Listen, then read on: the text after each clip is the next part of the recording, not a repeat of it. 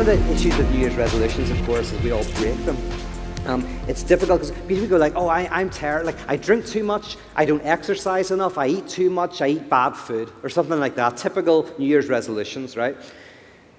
Now, if I was to write a book on New Year's resolutions, the first chapter would be, don't like a book on healthy eating or something. First is don't do it. Don't healthy eat. Ask yourself why you're not.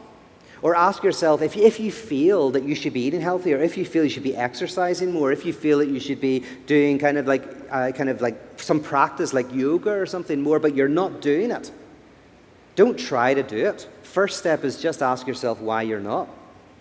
Now, let's take one example. You might discover that actually that voice that's telling you that you should eat better and exercise more is really the voice of your parents or your society that you've internalized. So this demand to eat better and exercise more is not really what you want to do.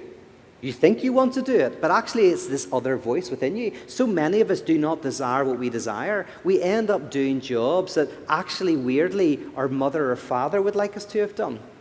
And I mean, a lot of people go into analysis because we realize we don't desire our desires. We find that I'm doing this job, but actually part of me just wants to go off and be an artist. So why am I doing this?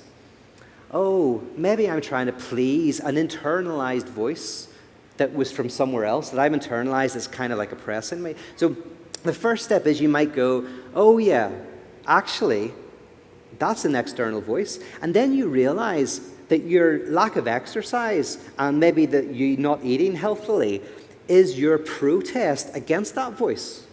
It's your legitimate protest. Good on you. You're protesting against that voice that has colonized your being, that is telling you you have to be something, and you're not conscious of it, but unconsciously you don't like it. You're fighting against it. Hence, you'll always sabotage yourself.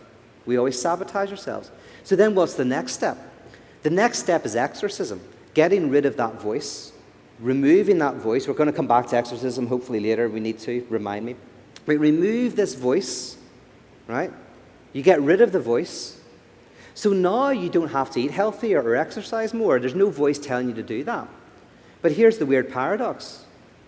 Now that you can eat healthier and exercise more, because the obstacle to doing that is the very thing that's causing you to do it.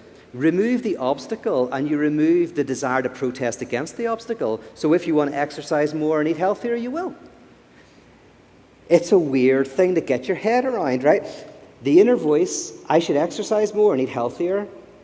The protest against that is stopping you. You get rid of the voice, and therefore you go, I don't need to eat healthier. I don't need to exercise. I don't need to do yoga. I don't need to do any of that.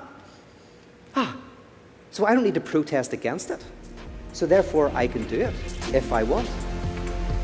There you go. So that's a kind of an analytic way of thinking about that.